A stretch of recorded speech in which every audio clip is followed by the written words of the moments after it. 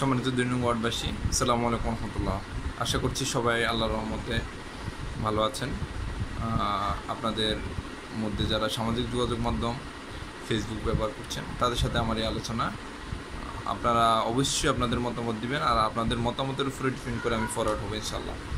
সেটি হচ্ছে নিত্য প্রয়োজনীয় যেসব দ্রব্যাদি আমাদের প্রতিটি পরিবারের প্রয়োজন, তার মধ্যে আমি ফার্স্টে জিনিস যে দাম রয়েছে বা যে মূল্য, সেই মূল্যগুলো আমি আমার ক্রয় ক্ষমতার মধ্যে চাচ্ছি আপনারা গ্রহণ করবেন বা কিনবেন। ওয়ার্ডের মধ্যে যে মুদি দোকানগুলো রয়েছে সেগুলো থেকে, সেটি আরও বিস্তারিত অনেক কথা, সেটা আমি বলবো, কারা নিবে, কীভাবে নিবে সেটা সম্পর্কে সংক্ষেপে আমি বলছি।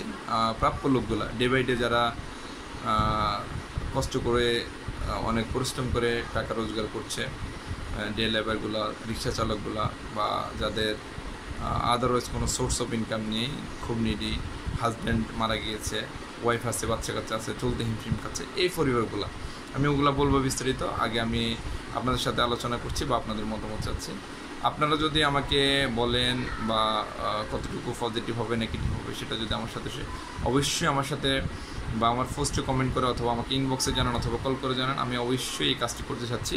সেটি হচ্ছে 5টা জিনিস, সেটা সয়াবিন তেল, পেঁয়াজ, রসুন, তারপরে হচ্ছে আপনার আলু, লবণ, এই 5টি জিনিস আমি ভর্তুকি দিতে চাচ্ছি।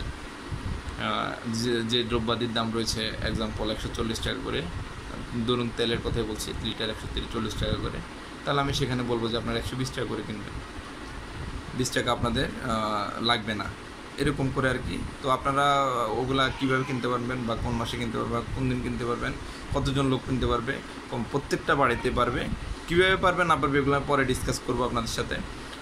আগে আমি মতামত চাচ্ছি।